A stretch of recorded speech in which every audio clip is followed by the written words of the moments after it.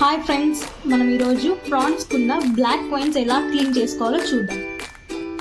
Cleaning బౌల్లోకి తీసుకున్నాము. చూసారా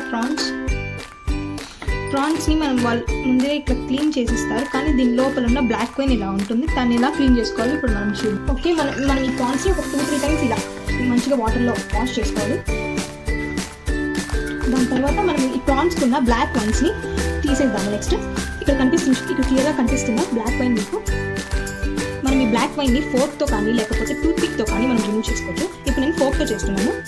జస్ట్ ఇలా హోల్ పెట్టేసుకునేసి ఈ బ్లాక్ వైన్ ఇలా నీట్గా ఇలా రిమూవ్ చేసేసుకోవచ్చు.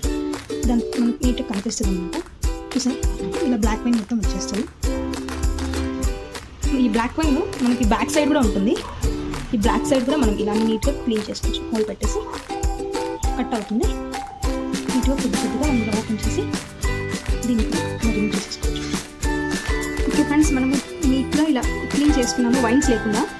ఇప్పుడు మనము దీంట్లోకి అన్నీ ఇలా క్లీన్ చేసుకుంటున్నాం. మనం దీంట్లోకి ఒక పించ్ ఆఫ్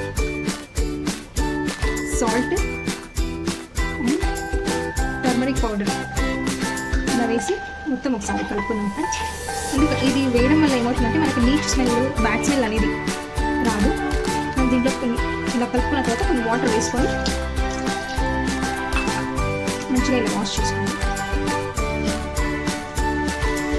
2-3 టైమ్స్ మనం నీట్గా వాష్ చేసుకోండి ఫ్రెండ్స్. ఇలా క్లీన్ వాటర్